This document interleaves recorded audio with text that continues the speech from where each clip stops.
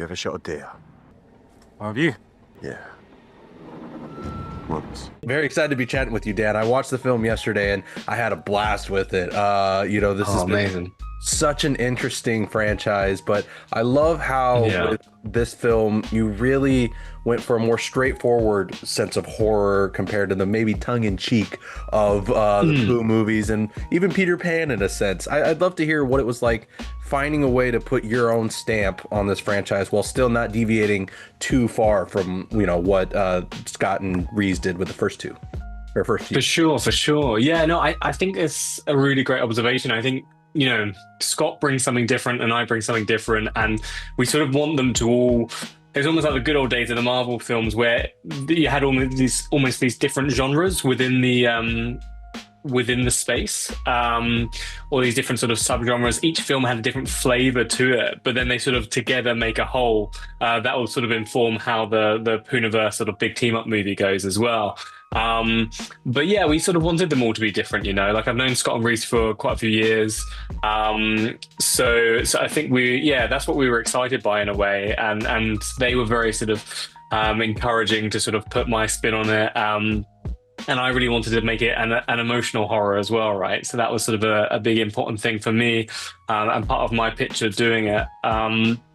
So yeah, I think we just think that the more each film is different, the more it sort of adds to the whole, is sort of the way I would look at it. No, I do like that. And I love, again, talking about you look at the early days of Marvel, like you mentioned, and everything did feel very different before they all came together. So I do love that this is taking that different approach. You mentioned emotional horror, and I do love that this, as the opening animatic already suggests, this also goes back to the sort of environmental nature of the original story. Can you talk to me about working with the writer, Reese, to really make sure that element was felt throughout this film? For sure. I think it was something that we were both really sort of invested in. It was really important to Reese, the writer, that he wanted to have as much litter throughout the forest as much as possible. He wanted it to feel like a space that used to belong to nature, but now belongs to humanity, or humanity is certainly mistreating it. And I think when you've got an animal, when you've got a creature like Bambi, it just sort of sets itself up nicely to be this this sort of story about nature fighting back in a way, especially when you've got that revenge element to it as well.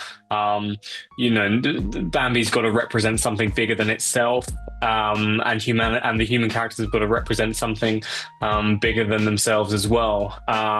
So you've got on one side, the humans that are mistreating the forest, then on the other side you've got nature fighting back, and then you've also got the innocent characters in the middle, right, that are just sort of going to get dicked on essentially from from both sides as the fighting occurs. So yeah, and also you got to make a film that's like saying something, you got to make it, even if it's 80 minutes of Bambi running around killing people, you want it to say something.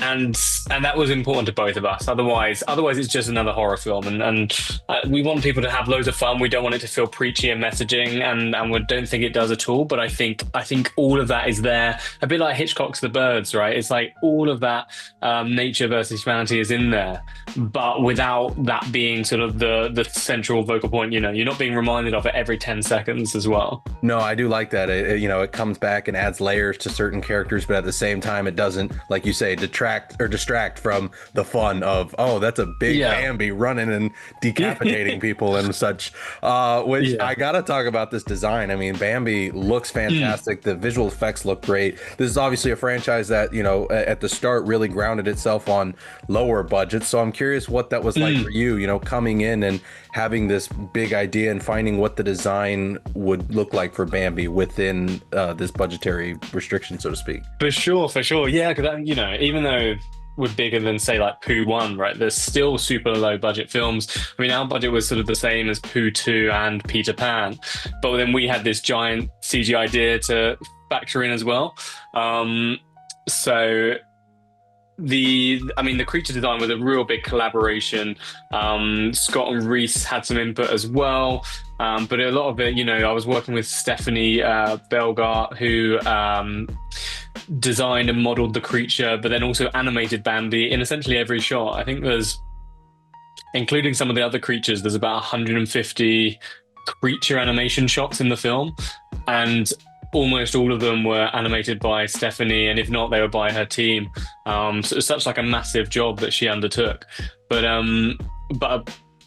it was even during shooting we were still finalizing. We had a good sense of what the character was going to be by then, but I think midway through we were sent the model and it hadn't even been textured yet. But we were already sort of we already knew how big it was going to be, so we had some stand-ins on set. But yeah, it was just the actual design wasn't quite there. But we just wanted it to feel not like a zombie. We wanted it to feel mutated. We wanted it to feel scary. We wanted it to feel like it's something you'd never seen before, but then also at the same time be familiar and be relatable as well in like a weird way. Because obviously, as as the film evolves, our feelings around Bambi change as well.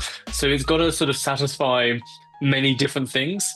So if it had half its face falling off, it's not gonna fit what we need it to do. But it needed to be tactile, but it also needed to be big and bulky and scary. So it could be hidden in the shadows, but it could also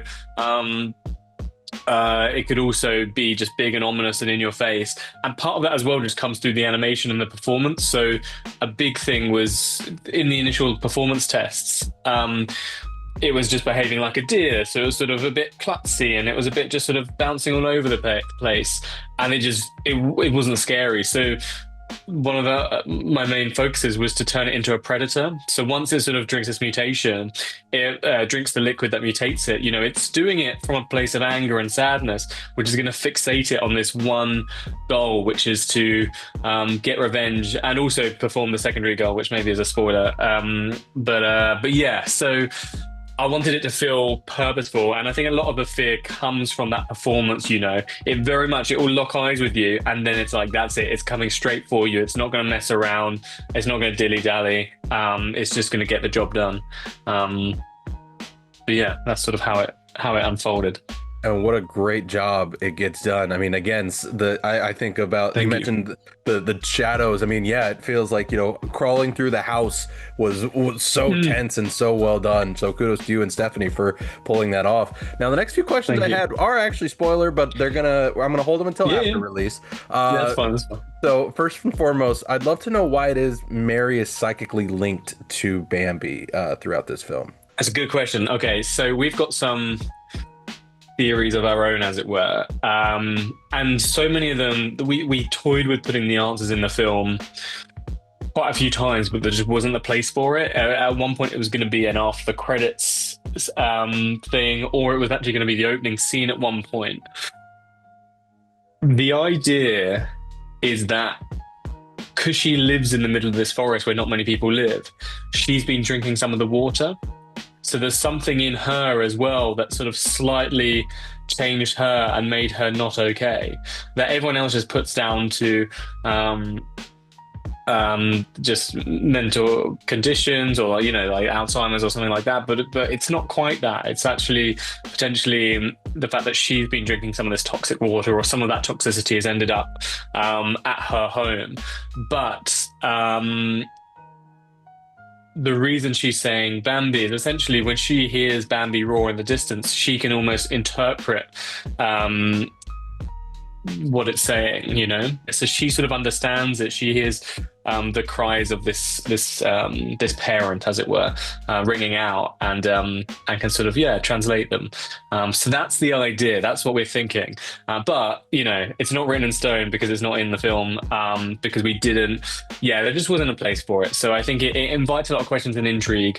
But yeah, the answers haven't been delivered quite yet. But that's what we were going for. I love that idea. That is such a fascinating one, and one that I would love to hopefully see explored in the future in a proper follow-up. I mean, I know that, we get the end credits tag that Bambi will return, of course, for Pooniverse, but have you talked with Reese and Scott about what you might want to do in the future of this franchise with Bambi? Ooh. No. Um, Actually, a couple of times we've come up with some silly kills. We've come up with some silly ways for Bambi to kill people. But besides that, not really. Simply because I mean, we filmed this last January and it's still not out yet. So all the others have been such tight turnarounds. So as soon once this comes out, I think maybe we'll start having that conversation. But I know that the focus is very much because I'm involved in Pinocchio as well because I'm editing that with Reese.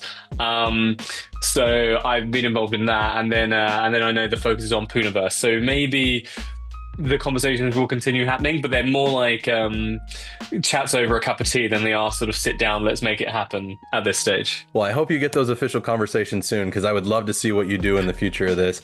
And I see I got the one more question notification. So really quickly before I let you go, I love the bunny motif. Obviously, I'm sure that's meant to be a nod to Thumper, but I'm curious, was any of those bunnies actually supposed to be Thumper, or did you have to sort of pull back on that because that's a Disney character? That's a very good question. I think in our head, the sort of the first one, which is also the one that's in the right at the end, could be Al Thumper. But yeah, obviously none of it's explicit. And then the first one to reveal itself as being mutated isn't the first one that we see. So it's slightly open, but we really wanted to, include the rabbits as sort of a fun collective threat in there. There's another slight nod as well to Flower on the computer screen at one point, although a slightly different creature, but yeah, that's in there as well. So yeah, it's a nod, but it's not like a definite. But if it's going to be any of them, it'll be the one that's in the very last scene with the rabbits at the end as well, I would say. I love that. And yeah, the mutated one immediately to my mind was like, I wonder if that's going to be their Thumper. I'm curious. But yeah, I'm excited to see what you guys do with the future of this franchise. Truly, this has been such a blast. And you guys are so inventive with the way you twist these stories. So Dan, thank you so much for taking the time to chat. I appreciate it and can't wait to spread the word about this film. Thank you so much.